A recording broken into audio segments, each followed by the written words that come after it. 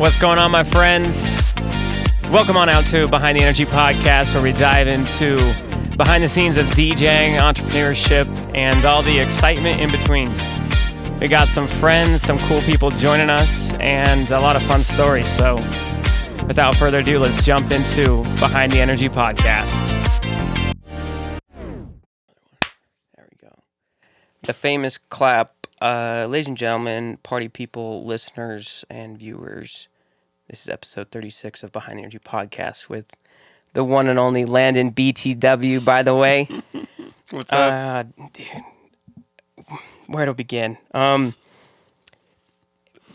I don't know if you've listened to any of the shows recently, but in terms of like the structure of the podcast, I like to take a few minutes in the beginning to share a little more context to the guests, the listeners, of like our relationship, how we met. Yeah. And then pivot to telling a little bit about your story. That's where I think most of the time of the podcast is going to spend its time. And I'm going to be drilling you with a bunch of questions. So I love it. Q&A. You graduated in 2014 or 15 from Alta? 2015. 2015? Yeah. Okay, so you were, I remember the name of the student government guy at the time who got me into Alta. His name was Rocky. Does that ring a bell? Yeah. Rocky Evans? I think so. Yeah. Yeah. Yeah. So I have this picture of you, Rocky, and like the whole squad. It was an army themed dance I know at Alta exactly High what School. picture you're talking about, yeah. And I meant to have it on my iPad to show you, but And dude, I have it ingrained in my head. That's like one of my favorite photos from high school. I love it. Yeah. That's like a squad right there. Yeah, that was the pre-mustache days for you, I think, too. Oh, yeah. I think so. Once I lost all this, I had to start growing it right here. So I guess so. No, that works, though. that was almost 9 years ago. 8 years ago. Yeah. Yeah, because that was my junior year. And so 2014, yep. Mm-hmm. Yeah.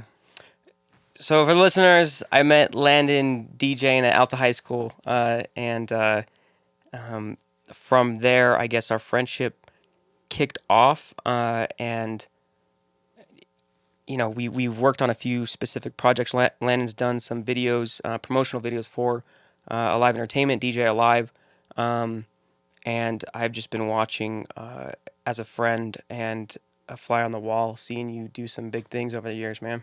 Thanks, dude. It's impressive. And I can, even you saying that, like, I've always noticed that about you, is that everything that I've, like, at a minor level, been able to kind of accomplish, like, when I got married, you know, when we bought our first house, we built our first house, every time there was always a comment on my Instagram post, and it's from you, and it's like, Landon making money moves, you know? Mm-hmm. And so even though we haven't, like, connected for a few years in person and, like, chatted, you know, face to face, like, that's how I've always, like, kept you in my mind, is because you've always just been so supportive of every little thing. So great quality about Parker, guys. I'm glad He's I'm forever glad that friend. got to, you know, at least your eyes. And Dude, yeah, of course. Yeah. How could I not notice that? So Landon, my dude, I want to transition to, I guess, really your story. I don't even know if I want to introduce you and all the things that you're doing at the moment and have done over the years since our friendship really kicked off and we started doing those videos. But it's very clear to me that you're an entrepreneur and have been an entrepreneur, and that's just part of who you are as a person. Okay. Prior to meeting, were you doing any entrepreneurial type things before getting into the film and storytelling, movie making industry, if you will? Like back in high school, you mean? Yeah. Or even before that. Yeah, no, I mean, when I was, because it definitely, I'm trying to think where it started. It probably started with entrepreneurship before it got into the creative side of things, you know? Like back in middle school. Do you guys remember those Nixon watches that were going around? They had like the little circle. They were like the super simple Nixons. I can't remember what they're called.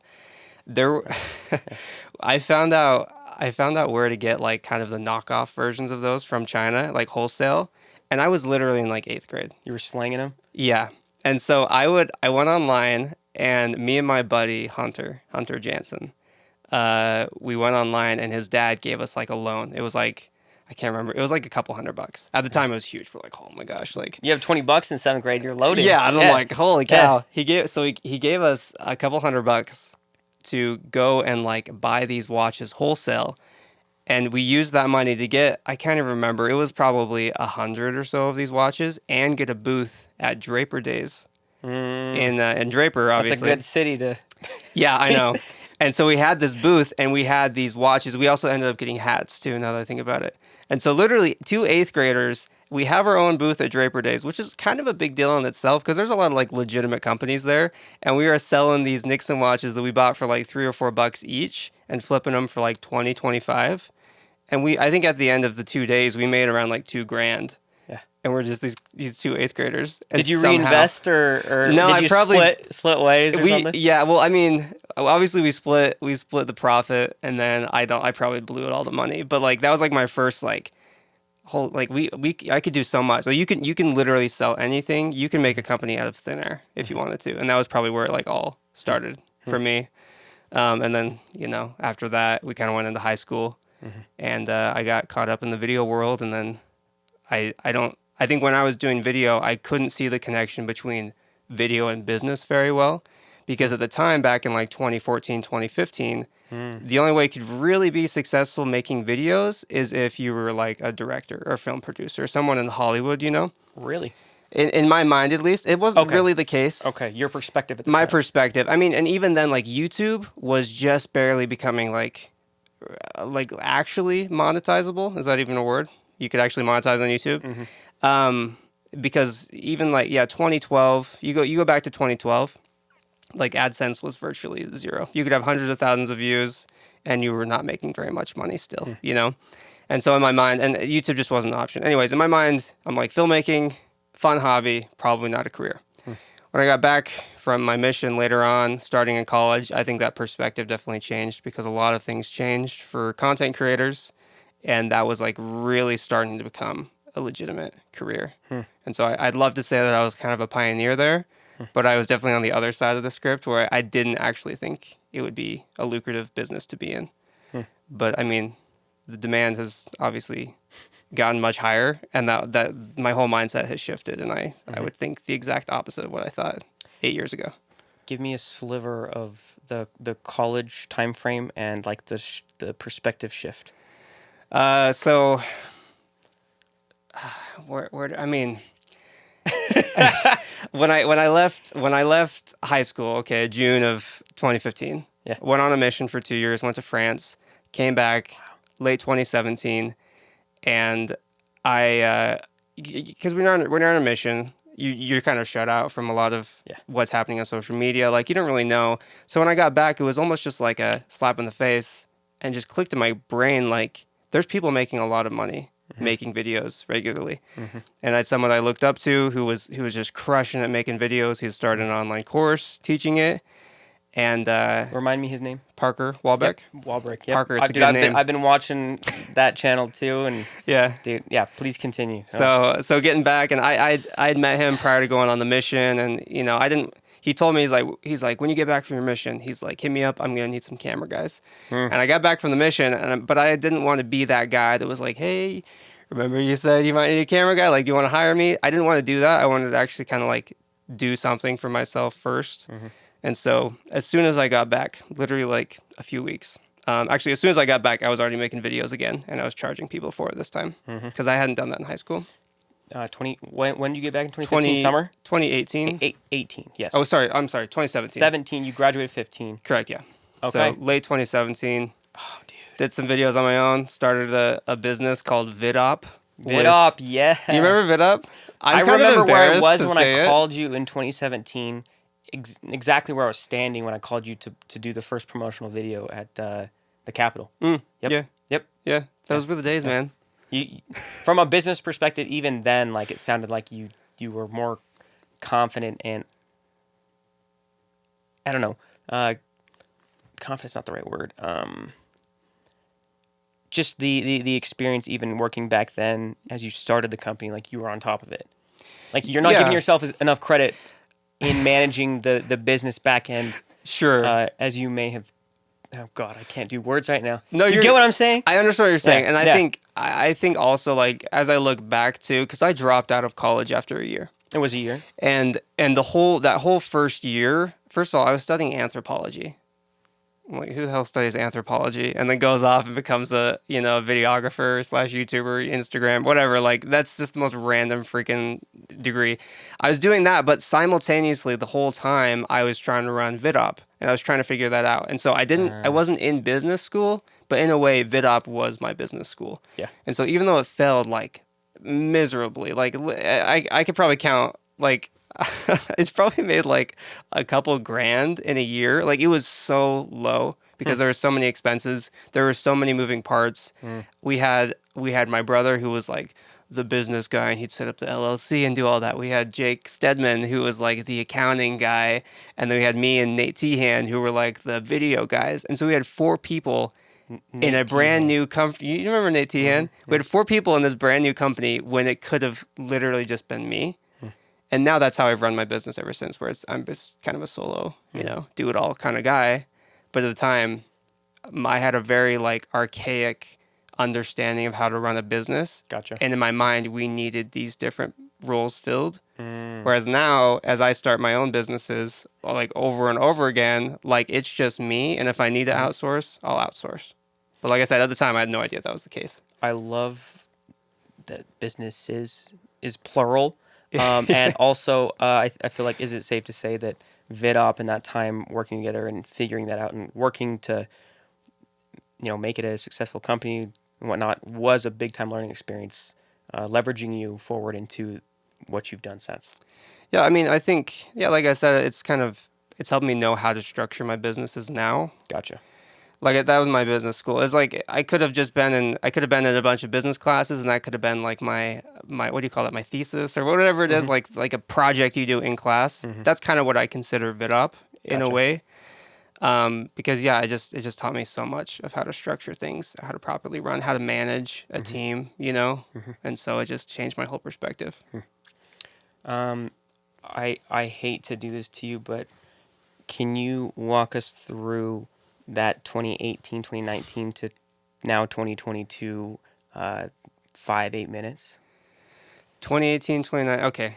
I've got a few notes here, but I want to hear from you in terms of like that journey. Interrupt me if I'm going off on one single part for too long, but so yeah, 2018. I think we incorporated VetOp in like December of 2017. October of 2017. Ran that. So we ran that until pretty much the end of the school year. And then as I was finishing off the school year, we had this mutual agreement with all the owners, all 4 of us. Sounds so stupid. It's like so unnecessary, but you don't need that many people running a video business, guys, that has no clients. So all 4 of us had this understanding, which was basically like, okay, well, our accounting guy and our business guy are you guys are useless. Like, there's literally no point. No offense, but like we don't need it right now. We just need to make content for clients, and so we kind of I can't remember how I did it. We like sold the shares basically, where we just divided the assets that was involved in VidUp, which is a very fair way of doing it. Yeah. But it sounds so funny now to like look back and be like, what assets did we have really?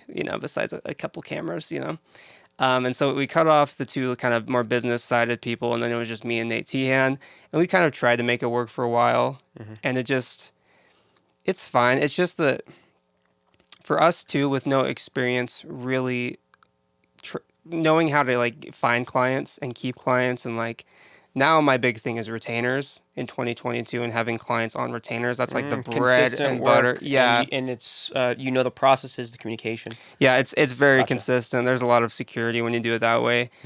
Having not like known that back in the day, him and Nate Tehan and I, we were like really struggling to like make this work because it's very much a one-person business a lot of the time. If you're just a freelance videographer, it's really hard to share that work and split it because you're basically making half the amount of money. Yeah, if that makes sense. It does make sense. And so we just had a hard time doing that continually, and we both had this agreement, this understanding that we should probably just break it up and just do our own thing because we were both really good at what we did.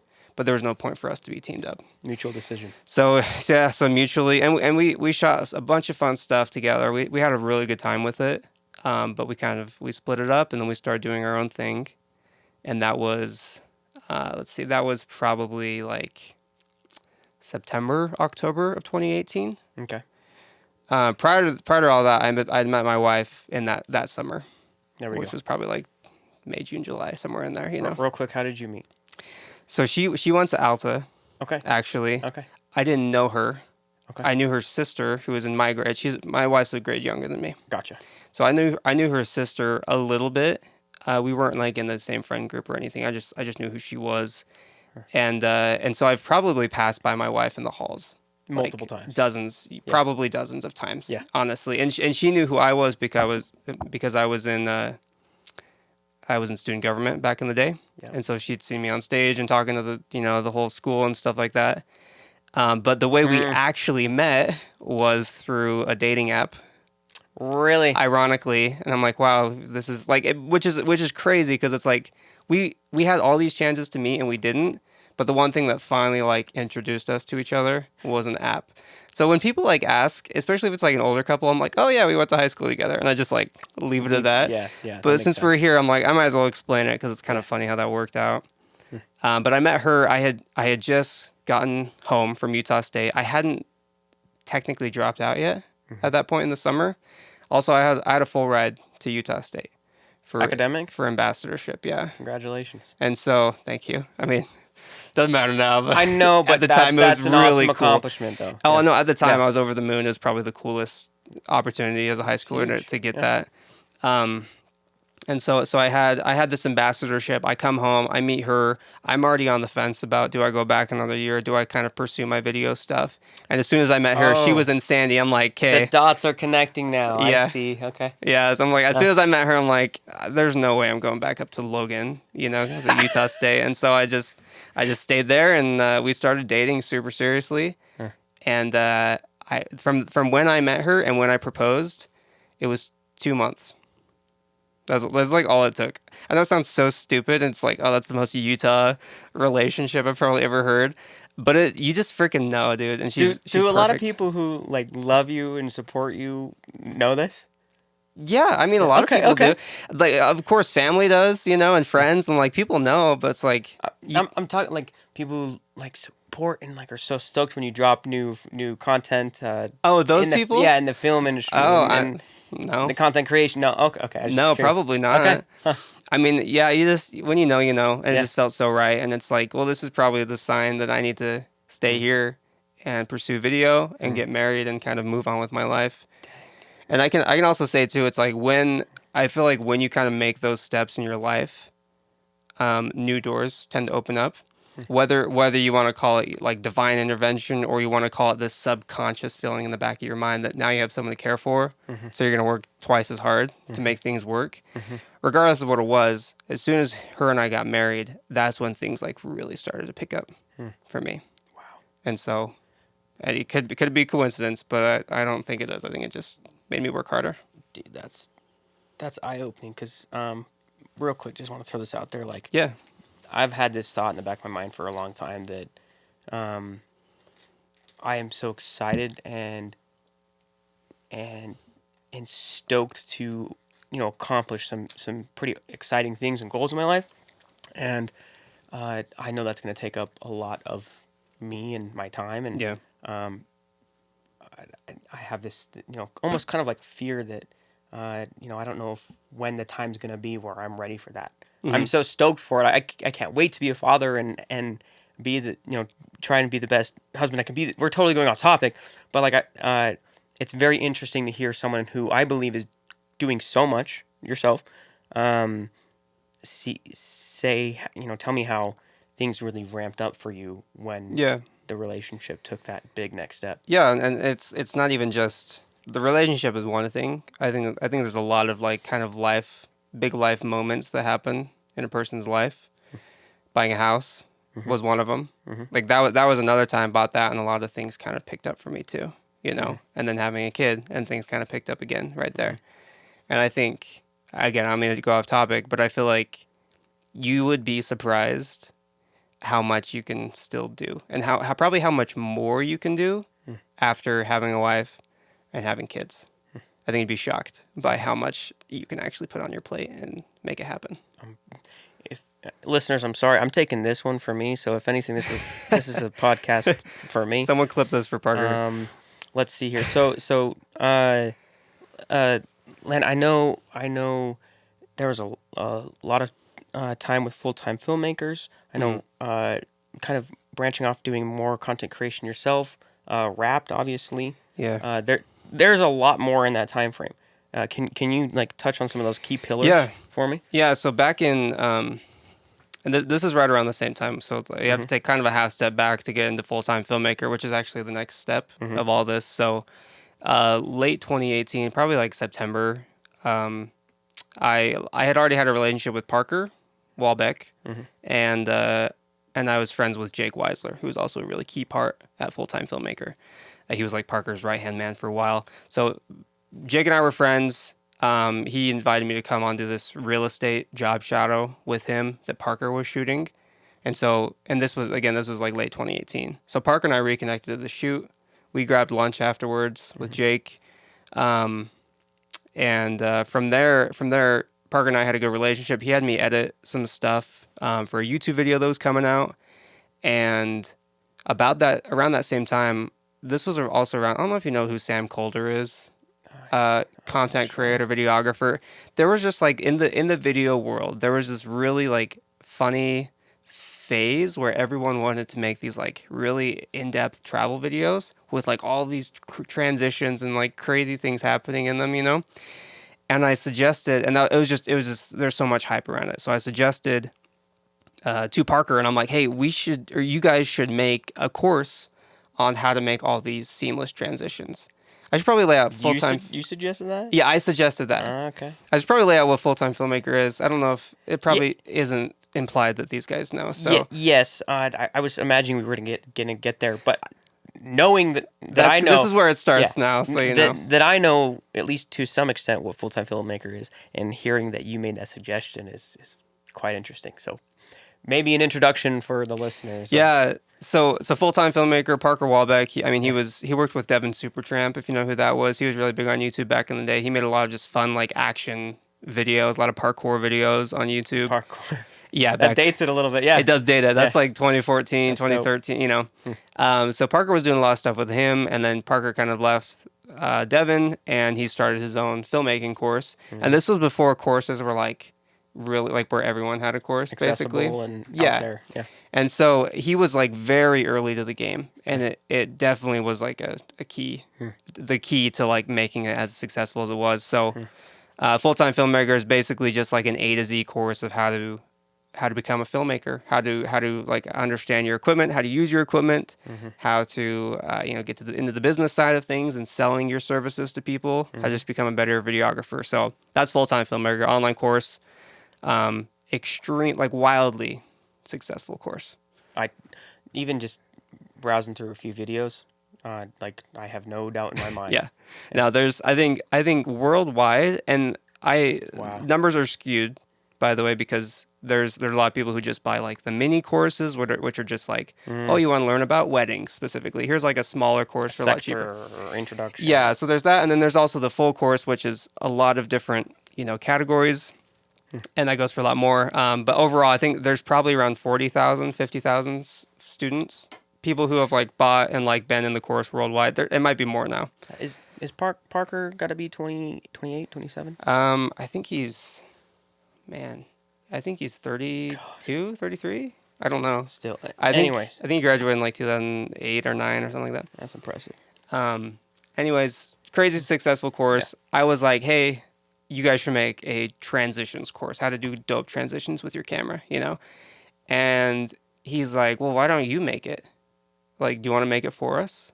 And I'm like, sure. Like, why? Like, yeah, like this is like literally like the moment I needed to get my foot in the door with them.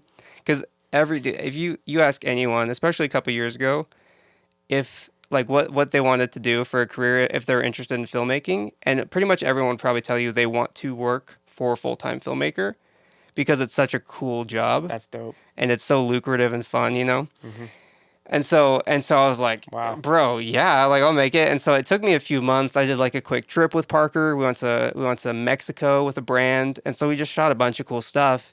And I created this course. It's just a mini course that had like maybe like 20 videos is all, just talking about how to make transitions, how to, how to edit them. 20 videos is all? That's all.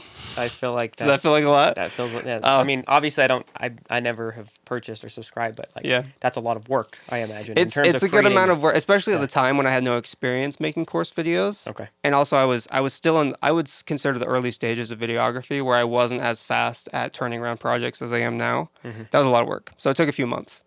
Anyways, I get that course ready. The agreement is that it would be split 50-50. Like it would be under the Full-Time Filmmaker umbrella of courses, and I would get 50% of the profits out of that. Got it.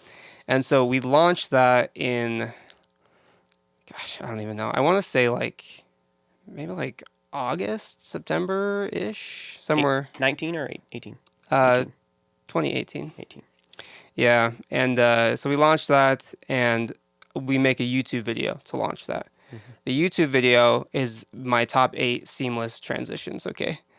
In the first week, it did like 500,000 views.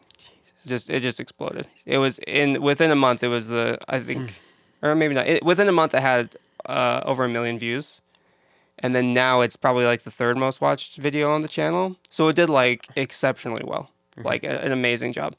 The only problem, it didn't sell a ton of my course, the Seamless Transitions course. But it funneled over to the other But it sold one? a ton of Full-Time Filmmaker. I see. Okay. And Parker knew that. And he's like, okay, well, this kid can make content that people want to watch.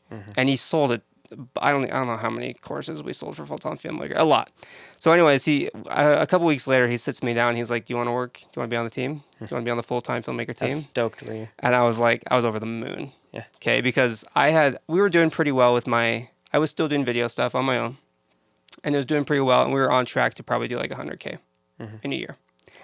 And I was really proud of that on my own to be able to do that. And then when he offered me that job, I don't want to throw out like a figure because I just want to keep that kind of private if I can. But it was a significant raise from what I was making. That's amazing. And it was just so exciting to be, like I think I was about to get married at that. I was about to get married, have an incredible job already lined up, and then and just be able to kind of go full-fledged and like not even really have to go through kind of that kind of more poor newlywed stage with which like everyone has to go through. It was just such an amazing, like, what are the odds that this pans out when it did? So I'm curious, were you still doing, private Landon Bytheway projects and working with clients, or was it a kind of pretty big transition? Yeah, so the agreement I had with Parker was primarily like all my time was spent on Full-Time Filmmaker because for him he was a young business owner with a company that was pretty successful, but he just wanted to make sure our time was managed, and it was primarily spent like 90% of the time on Full-Time Filmmaker. So I had to drop like a lot of my clients, which was kind of a bummer because I had a great, like I had a bunch of awesome clients, and they're actually worth a lot of money now. Oh, really? If I had kept on to them. Pros and cons, like obviously Full-Time Filmmaker propelled me to do what I do now. Growing pains, if you will. Yeah, so it wasn't a big deal. Okay. But yeah. Okay. So walk me through the next 2 or 3 milestones. Yeah. I don't know if I even have the timeline right, but there was a kind of a transition where you were with Full-Time Filmmaker, working consistently. I remember seeing those videos on Instagram and even a little bit on YouTube. I think there was a transition back to more Landon Bytheway, building the home, this home studio. I remember following along there. That was super dope. Yeah. And then obviously Wrapped came into the picture, and we'll stop there, and then we'll continue. Oh man, okay. I know this is so much. I know. I feel bad. I just want to stay organized so I don't like. Yeah. Yeah. And am I missing something? You probably are. Maybe I'll think of it when we get to it, but we'll see. Yeah. Yeah. No. I mean, we had my son, in 2020. Just pre-pandemic baby. Just so you have that timeline at least. But, 2019 was it was the grind year basically. Did so many things with Full-Time Filmmaker. Made so many just fun videos, awesome videos, and I don't know exactly. I mean, in that time frame, 2019, I think we grew the channel from like around 400,000 subscribers to probably close to 1 million. at Wow. that point. I think we yeah, I don't want to throw that out there. I'm just kind of guessing. I think it was probably around 800,000, maybe 900,000. So we at least doubled it, I think. Wow. And so we had a very successful year. I got a couple raises with FullTime Filmmaker because things were going so well and we were growing it, and like it was a really good time to be there and working there. I imagine a good majority of the time together was straight up just a blast too. Yeah. Like you're creating content and working in the world that you're passionate about and you're very knowledgeable about, and you're learning along the way too. Well, it's so interesting to really think about it, because like I don't know, like it was a world that, how do I put this? Back when I was in high school, a student body officer, you have a lot of people that kind of know who you are and like see you when you're like talking to the school.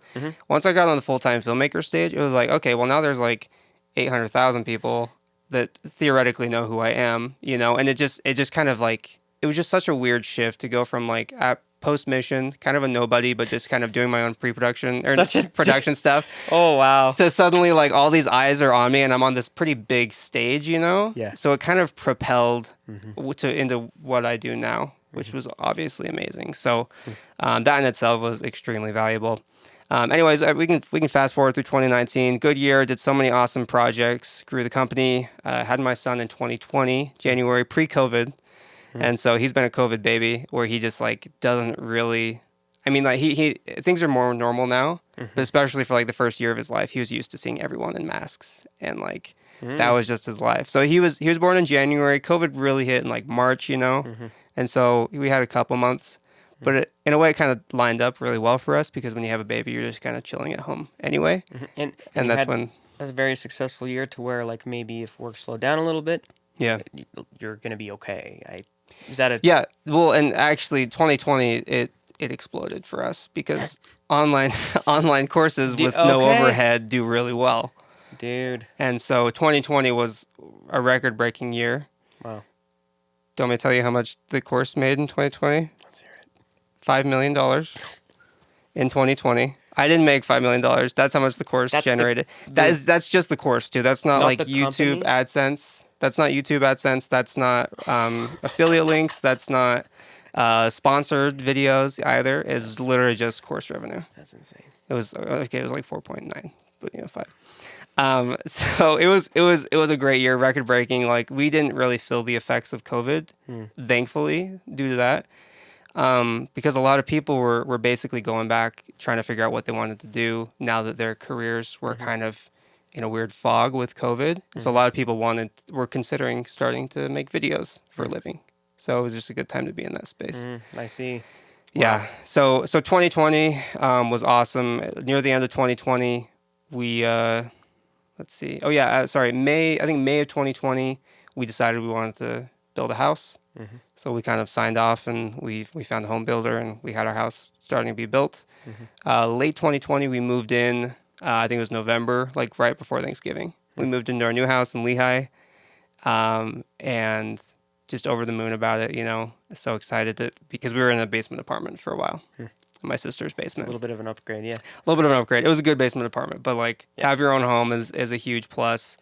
And what I was most excited for was building my own studio in the house, because my wife and I, it took a while to convince her, but eventually I was like, can I just have the whole basement? Can that just be mine? And she eventually was like, okay, fine. Like you can have it. I feel like I've been in there, and I really still want to go check it out, like in person. Come by, dude. I've seen multiple videos. I mean, I've watched the tour twice, and a lot of your videos are shot down there. So, anyways. Yeah, I shoot a ton of stuff down there. And it's, I try and think business minded when it comes to that stuff, where it's like, well, that's a tax write off. Like literally, like pretty much a third of our mortgage is technically a write off if we do it that way. And like legally. Yeah, it's totally legal, so we can do that. Yeah. And all the money we put towards renovations is a write off for me. Like those are expenses. And so as soon as we could, I found a separate. We kept the basement unfinished for the house, and then I found a separate contractor to kind of help me design that and get it the way I wanted it to be, and built that out, and that was super fun. Try to make it as functional as I could for my own purposes. I will say though, as we kind of moved into 2021, I was becoming less and less passionate about FullTime Filmmaker, and more passionate about doing my own thing. Mm-hmm. And so that's where that kind of transition began to happen, is like late 2020, early 2021. I was just less enthusiastic, Mm-hmm. and I was, and Parker is an amazing boss, by the way. He's I don't know, he gave us so many opportunities. He provided for his employees, and so I don't want to discredit that whatsoever. But I knew it was time for me to kind of move on. That's awesome to hear, though. Yeah. And so I kind of did, and I just took the plunge. And then so it was in, I think, May of 2021, I officially left FullTime Filmmaker. I just felt like I think I'd burnt out, to be honest, creatively. I felt like my videos weren't as good with FullTime Filmmaker, like that first part of the year. And I don't know, I felt the need to move on. So I did. Yeah. And that's where, as soon as I left, I was like, okay, well, I gotta double down on something. And what's the next step? What's the next endeavor? So while I was at FullTime Filmmaker, I started a company called CamWrap. That sounds familiar. Do you remember that? That sounds familiar. Yes. Yeah, wraps for camera. Wraps for cameras. Yeah. And I did that on the side, and it was while I was still trying to do FullTime Filmmaker. Okay. And it wasn't doing really well. It was costing me thousands of dollars to develop these products, coming out of my pocket, and then it was definitely not a cash flow positive business. It was doing horribly, and so I had that that existed. I turned off sales for a while though, because it was just so hard to manage. When I left FullTime Filmmaker, I decided I wanted to reincarnate that, and instead of doing cameras, do MacBooks. Like just MacBooks. Because when you think of a camera, you think of all the curves and the cutouts and the logos and like all these things. The different kinds of cameras too. Yeah, and all the models. And I'm like, why am I wasting my time? Because there is only like the percentage of people who have cameras that would want to wrap it, first off, and MacBooks who would want to put a simple skin on it. Like, there's so many people who'd rather have a MacBook skin, you know? And they're so much more simple. It's literally a rectangle with an apple cutout in the middle of it. And so I decided I was just gonna niche down and just do MacBooks. And I also rebranded it from CamWrap to Wrapped. Yep. Wrap apostrophe D. There we go. I thought that was a pretty fun name. Yep. I don't know. It's got the very similar typography as Landon BTW. It is similar. Yeah. It is very similar. And so I started that, and I'd love to say that that's like wildly successful. Yeah. It's more of a hobby at this point. Really? It is like, it's not in the red. It's technically cash flow positive, but right now it's just more of a hobby. And I do have long-term plans for that, and I do think I can grow that. Gotcha. For a while though, I was just doing it on my own, and I was just trying to figure it out. Gotcha. So I did that for a while. This is 2021, and I was having a hard time getting traction because I was good at designing the skins, and I was good at creating, like taking photos and creating the content for the skins, but I honestly wasn't very good at marketing them and advertising. That is so interesting. Isn't that ironic? Ironic, yeah. Like people, I feel like people wouldn't expect that from me, but I'm not a good advertiser, and I'm not a good salesman. And so the way I had sustained it is I was just promoting it to my audience on Instagram. Because I think when I left I think my audience was around like 50,000 on Instagram, which is like a respectable amount, but it's not like a ton. You can't really create like a super sustainable business on just that little following, you know? And so I was selling it to them, and that's kind of how we were able to be cash flow positive, but you can only sell your audience so many MacBook skins before everyone that wants to buy one has bought one, you know? And so fast forward, I was getting kind of stressed out because I just left my full-time job. Wrapped wasn't really cutting it. And I'm like, I should probably get back to what I do best, which is making videos for people. And so that's when I kind of doubled down. I was like, well, I'll still do Wrapped. We're just going to put it on the back burner a little bit. Like, it will still run it. I can still manage it because there's only a few orders coming in like every week, you know? And I just doubled down on clients and just working with companies. I did a few little videos with FullTime Filmmaker to kind of sustain what we were doing. And they were just like one-off projects. Yep. And then I kind of built up my clientele from there. Gotcha. So, and then, I mean, since then, I brought on a media buyer to help me with Wrapped to actually run ads for it. Okay. And it's doing a lot better now. Okay. Again, it's not like a super lucrative business, but it's in a better position than it was several months ago. Gotcha. You know. Okay, so now with the shift, and putting more time and energy and support into Wrapped, it's more in a sustainable place, and we have bigger, I guess you could say, plans and goals for the future and growing it in the years to Yeah. come. Now, once you bring someone on who's good at the advertising side, your mind definitely opens up and you can see the future a lot better. Gotcha. So, yeah. That leads me to my next topic, and then I got like 2 quick questions for you, Landon. Okay. Talking to the future, you're obviously making some big plans. I told you I had just watched one of your most recent YouTube videos introducing the studio and the warehouse. Can you give a really, just a sliver introduction to what that is for listeners, viewers who may not be familiar with your YouTube page? Yeah. Yeah. The way it happened was kind of weird. Where I worked with a lot of people like through my production company. One individual I worked with, he was at a tech startup for a long time, and we actually ended up crossing paths only a few months ago. And he had plans to start a business, and he wanted me to be a part of creating content. Long story short, I'll keep it as short as I can. That business kind of morphed, and we decided that we wanted to go into business doing something, and we were going to create essentially a media network, a network where we would host a lot of influencers and podcasters. People want to have their podcasts, and we would basically have them all on one network. Kind of think like Barstool Sports, or NPR. Yep. We wanted to kind of create this network, which it's pretty like blue sky thinking. Like it's pretty big to think about. But we wanted to do this. And the whole thing kind of transformed, and we were having a meeting one day, and he's like, okay, blue sky thinking. If you had $100,000 right now, what would you do with it? And I was like, honestly, I'd probably open up a production studio and just go from there. And he's like, done. And I'm like, what? He's like, I have $100,000 to invest right now, and I want to do it. He's like, I trust you. And I think that would be an amazing idea to grow this media network. And so literally, I'm going to look back on this story. If this works out, I'm going to look back on this story and be like, that's the craziest scenario to have this happen. 20 minutes after we have that conversation, 20 minutes probably after pitching that idea to him and saying, this is probably what I do, he calls his real estate guy. He's like, hey, do you have any good buildings in the area, in Lehigh area? And his real estate guy's like, I got a good one. He's like, I can meet you there in like 30 minutes. We're like, okay. We go. It's literally 3 minutes down the road from my house. Okay. Bruh. Prime spot, Lehigh, Tech Central right now in Utah. Wow. And within a few days, we've signed the LOI and we have the building. You literally didn't look at any other place? No. We saw it and we're like, this is perfect. So it's a 6,000 square foot building, 3,000 of office space, 3,000 of warehouse space. And we're like, you can't find a more perfect setup.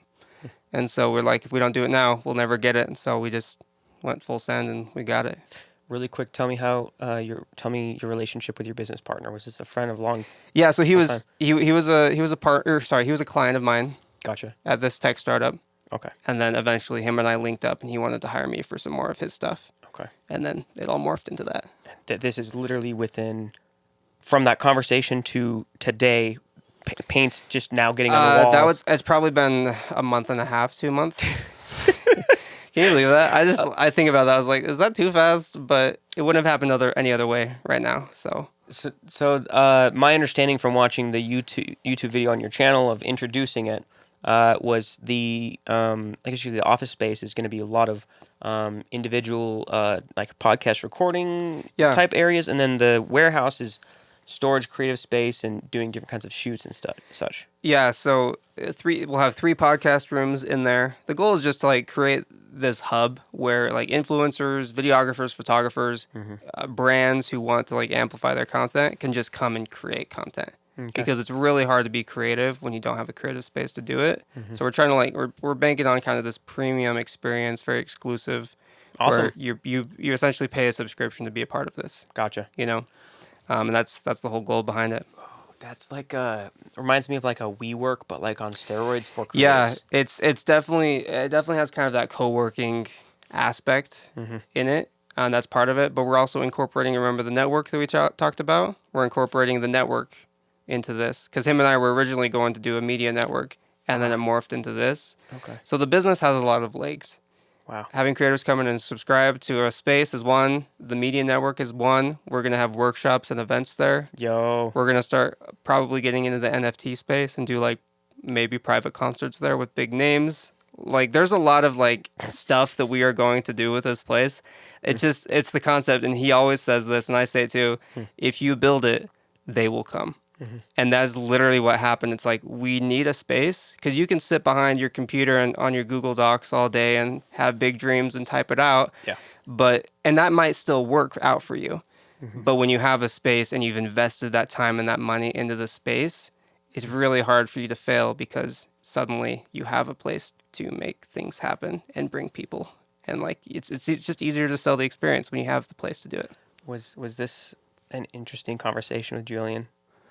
Dude, my wife, I love my wife. She just trusts the hell out of me. She's like, I told her about this. She's like, oh, that sounds so cool. And I'm like, yeah, it is freaking, like, of course it's cool. Like, she just like, she doesn't care. Like, she's like super loving and supportive, not like, oh, I don't care, like whatever. No, I but hear like, you. she just totally trusts me, which is amazing. So I never have to sell her on any business things, which is so awesome. I kind of collected that, but obviously $100,000 warehouse and investing in it so much more, like it's a huge commitment and transition. Yeah. But it makes sense to me the way you describe it. Landon, the last item I want to talk to you on, and again for the listeners, I'm sorry we had to go so speedy. I think if anything, there might have to be a follow up a year or so from now to see the progression with the production and the space and whatnot. Yeah. Something that I've noticed as a friend, just as a distance, is just your bandwidth and the way you're executing. And yes, obviously, social media and content just online, like it's very much intentional and framed through a certain lens, if you will. Yeah. That said, like I'm when I say, dude, I'm genuinely like so impressed. I mean it, dude. You're 25 years old and have been doing some amazing things. Thanks, dude. What I'm just curious to know about, dude, is like how are you maintaining that balance with such large things, commitments in your life, and so many moving parts, from being a father, from being a husband, to being, working full-time and FullTime Filmmaker. And we didn't even go into really hardly any detail there, but Wrapped and the Studiio, and again, I feel like I'm missing out on so much, but There's a few other things, but it doesn't matter. just based on the few things we've discussed, Yeah. I want to, can you elaborate a little bit on maybe what works for you in terms of being able to maintain a healthy balance with everything? Yeah, I think bandwidth is a good term, and we use it a lot, I mean, ironically, I plan on putting together a productivity course as well. You're into that. I see it, yeah. Yeah, because there's so many things that I've learned that have helped me. And to be honest, like full transparency, when I was at FullTime Filmmaker, I was awful at managing my time. I was really bad. We were doing so many things, but I was so overwhelmed. I was working way longer than I needed to on things because I just wasn't good at managing that time. And then as I left that and I suddenly was my own boss and everything was up to me, it was like, and I have to figure it out right now. And if I don't figure it out right now, it's not going to work. And so I spent so much time just on, meditating and just all these different things and just really working on myself and all these techniques. Right now, the simplest thing I could probably give you to how I manage my time, and I'm embarrassed because I don't have my notebook on me, but I have a little field book. I know the one you're talking about. I carry it every day. Literally every day. Every day I write in it. So every day, and this is just the day-to-day, I'll write anywhere between like 6 and 12 things that I need to do throughout the day. And these are like big things. Like, because I got to manage Wraps, and I got to manage my social media content, and I got to do this office stuff now. There's and media with clients. There's so many things. And I just make it a priority to knock every single thing off that list and keep that streak going. And I actually recently broke my streak, and so it's not super exciting. I can't tell you I've gone for how many days without You're breaking my human, streak. bro. But it's like it's the concept of just trying, and if you have things written down in handwriting on the list with a little checkbox next to them, it feels so good to check that off. And if you check all those things off, like you're in heaven, And so I just make it a priority to get as many of those things down on my list every day, and that's how I move forward. It sounds like being consistent and building momentum is something that also, I guess, adds to the consistency or your ability to maintain that. Yeah, that's why I hate being sick. It's because it just throws me off so much. And you were sick like 3 times. We had to reschedule this once. Yeah, I felt so bad because I really wanted to do it, but when I get sick, it halts it. We have to reset. Yeah. Okay, so we didn't even talk about the real streak for the month of March. We didn't talk about the Studiio podcast that you've got. Landon, real quick, my man, can you tell the people where to find you and the name of the podcast, a little, like what it's all about? Yeah. I want to do maybe a follow-up or something because this didn't do justice. But well, I'll have you on my podcast. Maybe we can touch. We can touch back on. We can bounce off each other on mine. There we go. Do that. Yeah. You can find me on Instagram. It's probably the best place to find me. Just Landon BTW on Instagram. And then all my links are there. But if you want to check out the podcast specifically, it's called Studiio Talk. Studio with 2 I's. And we talk about content creation as a whole. And we go into a lot of things. And that's the gist of it. Go to Landon BTW on Instagram, and you'll find everything you need to know. And then go on YouTube. I suck in the world of tech as a DJ. It's like very embarrassing if I'm being honest. I've got so many of his videos saved to go reference back when I'm in learning mode, so I can improve the quality of this and that. But that said, this has been episode 36 of Behind the Energy podcast. I'm gonna have to share the promo videos that we did in 2018. Dude, those are still such great videos. They're still so dope. Yeah. And they capture the alive energy. So yeah. Landon, I'm so proud of you. I can't wait to be on that studio with 2 I's. Yep. But as for now, Nick Nord, Bang, thank you for your patience. And listeners, we'll catch you next week for episode 37. That's great, dude. Jeez, dude. You are something Sorry, I else. should have managed my time with the whole come up story, because that's hard to do. I'm glad we went where we did. I think it's good. I don't get to talk about that super often. People usually want to know like what's in the now, what's happening now, but it's kind of fun to reflect. So that's why we're going behind the energy. Yeah. This is bringing the energy, but the name of the show is Behind. Yeah. You're more than welcome to kick it. But I want to be mindful of Bang and Nick's time. For sure. Is Bang your next guest? Yes. Hell Bang is top DJs in the state.